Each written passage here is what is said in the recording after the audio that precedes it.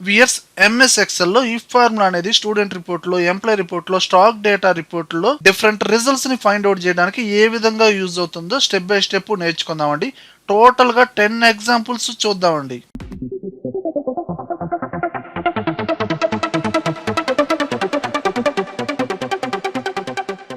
Hi viewers, నా పేరు దుర్గా ప్రసాద్. మీరు చూస్తున్నారు కంప్యూటర్స్ అడ్డా యూట్యూబ్ ఛానల్. చూడండి వియర్స్, ఇప్పుడు మీరు చూస్తున్న ఈ ప్రాక్టీస్ ఫైల్, ఈ ఎక్సెల్ ఫైల్ లింక్ అనేది కింద డిస్క్రిప్షన్ లో ఇచ్చానండి. డౌన్లోడ్ చేసుకొని ప్రాక్టీస్ చేసుకోండి.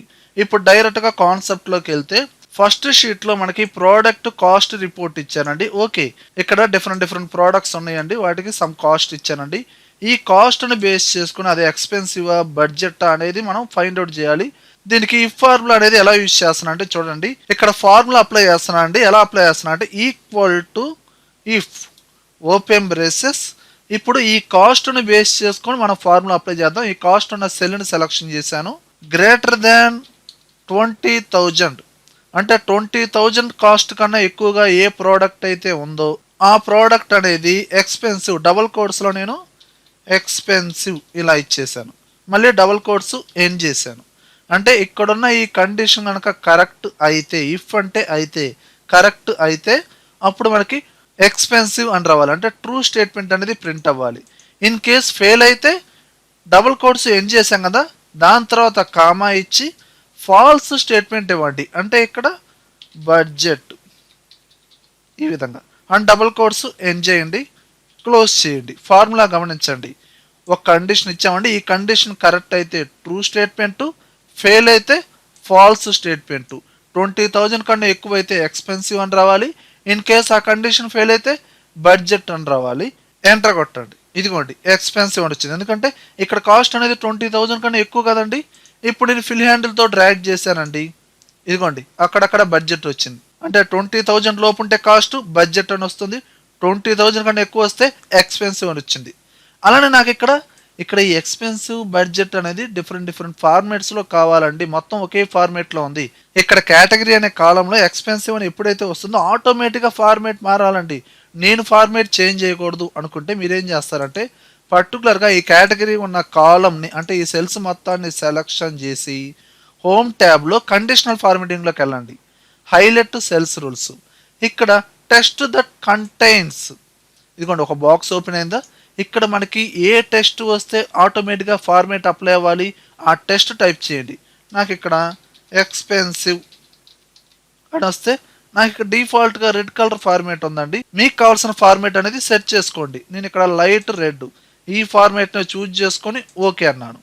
అలానే మళ్ళీ ఈ సెల్స్ని సెలెక్షన్ చేసి హోమ్ ట్యాబ్లోనే కండిషనల్ ఫార్మేటింగ్లో హైలైట్ సెల్స్ రూల్స్లో టెస్ట్ దట్ కంటైన్ అండ్ ఇక్కడ బడ్జెట్ అని వస్తే వేరొక ఫార్మేట్ అనమాట. నేను ఇక్కడ గ్రీన్ కలర్ ఇచ్చాను, ఓకే చేశాను.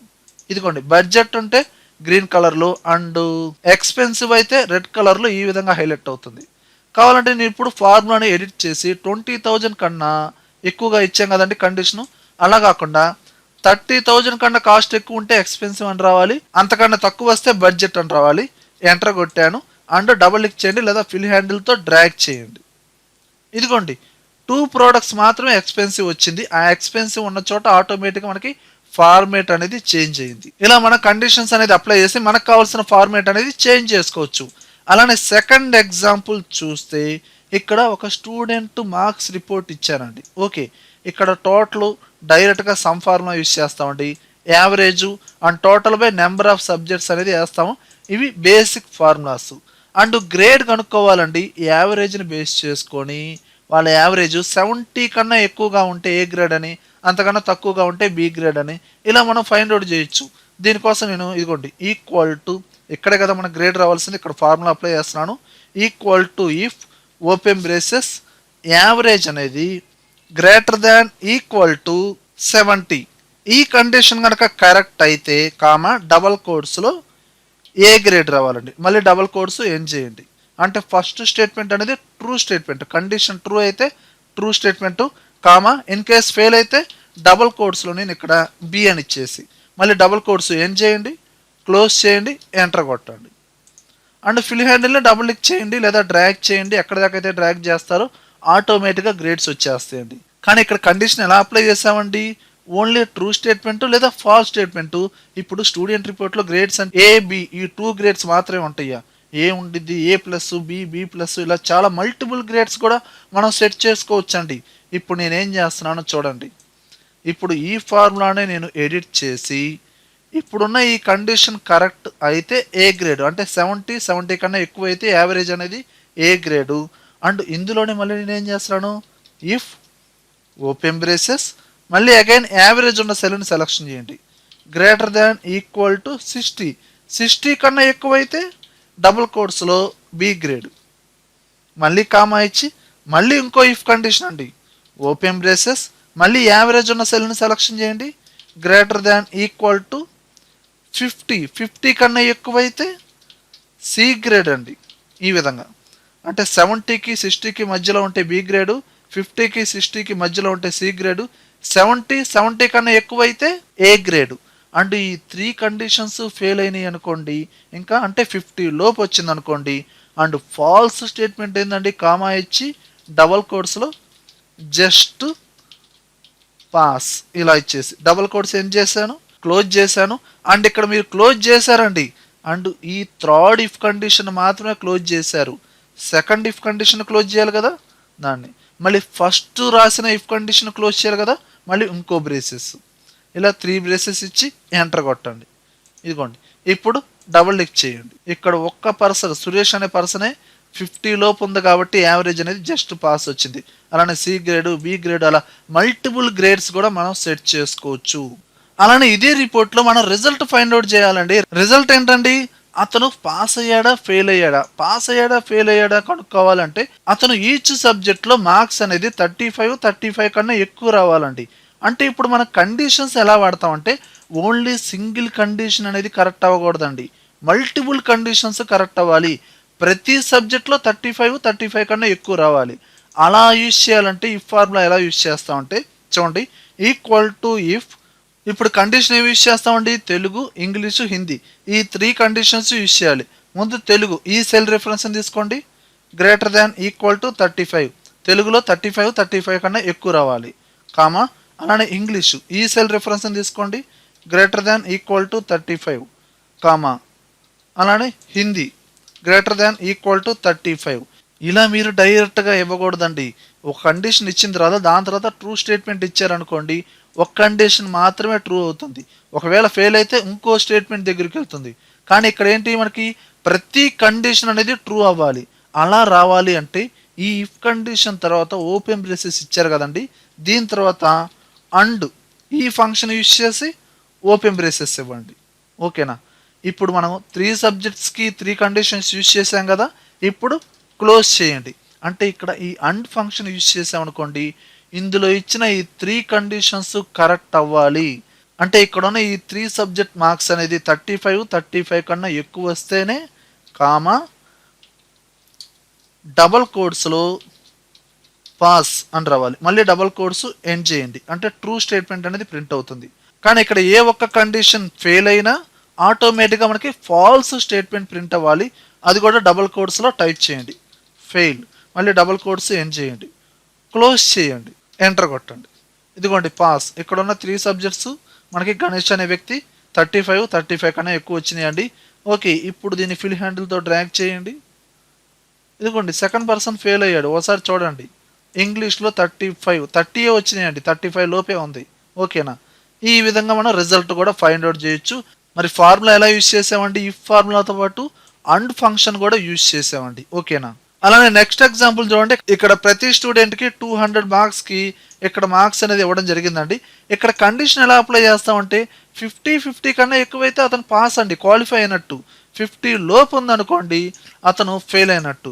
ఇక్కడ డైరెక్ట్గా మనం ఫార్ములా అప్లై చేయొచ్చు. ఏముందండి, equal to if open braces marks ఉన్న సెల్ రిఫరెన్స్ తీసుకొని greater than equal to 50, and ఈ కండిషన్ కనుక కరెక్ట్ అయితే స్టార్టింగ్ స్టేట్మెంట్ పాస్, ఫెయిల్ అయితే డబల్ కోడ్స్లో ఫెయిల్, మళ్ళీ డబల్ కోడ్స్ ఎండ్ చేయండి, క్లోజ్ చేయండి, ఎంటర్ కొట్టండి.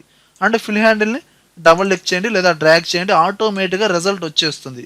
కానీ ఇక్కడ రిపోర్ట్ చూస్తే అక్కడక్కడ వాళ్ళ మార్క్స్ అనేది ఆ సెల్ ఎంటీగా ఇవ్వడం జరిగిందండి. అంటే వాళ్ళు ఆబ్సెంట్ అయి ఉండొచ్చండి. అంటే ఇక్కడ మనం మల్టిపుల్ కండిషన్స్ యూజ్ చేయాలండి.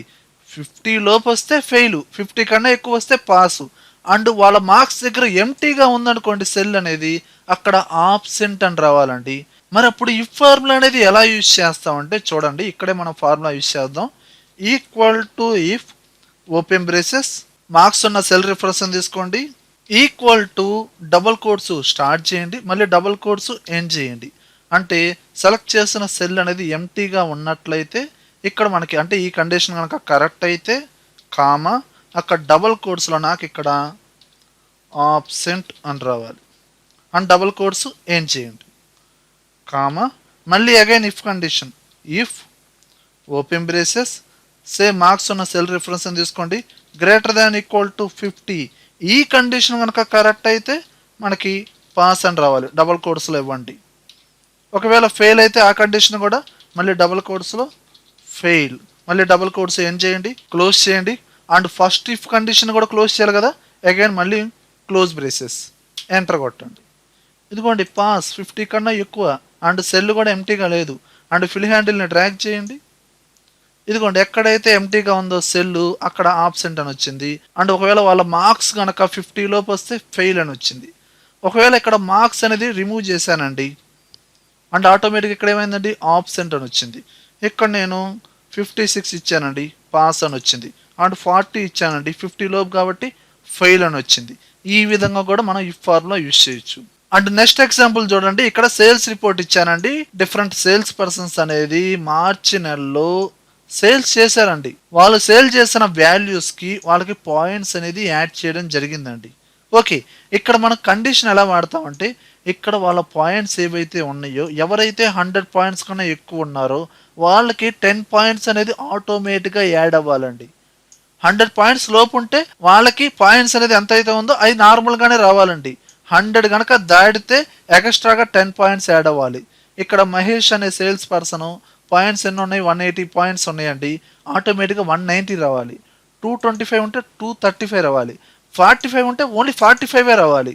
మరి దీనికి ఇఫ్ కండిషన్ ఎలా యూజ్ చేస్తామంటే చూడండి, equal to if open braces ఇక్కడ ఈ పాయింట్స్ని బేస్ చేసుకొని మనం కండిషన్ అప్లై చేయాలి కాబట్టి ఈ సెల్ రిఫరెన్స్ తీసుకున్నాను, గ్రేటర్ దాన్ ఈక్వల్ టు 100 కన్నా వాళ్ళ పాయింట్స్ ఎక్కువైనట్లయితే, అండ్ ఈ కండిషన్ కనుక కరెక్ట్ అయితే డైరెక్ట్గా ఈ 75 పాయింట్స్ అంటే వాళ్ళ పాయింట్స్ ఉన్న సెల్ రిఫరెన్స్ ప్లస్ 10 ఈ విధంగా ఇవ్వండి.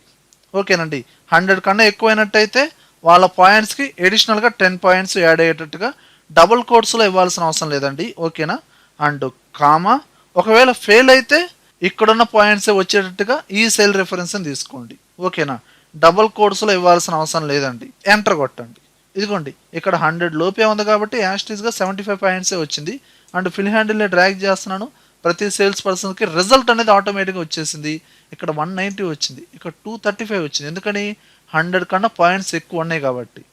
అలానే మీరు మల్టిపుల్ ఇఫ్ కండిషన్స్ వాడి ఒకవేళ 200 కన్నా పాయింట్స్ ఎక్కువ ఉన్నాయి అనుకోండి, 20 పాయింట్స్ యాడ్ అయ్యేలాగా క్రియేట్ చేయించండి, అప్పుడు మల్టిపుల్ ఇఫ్ కండిషన్స్ యూజ్ చేయొచ్చు.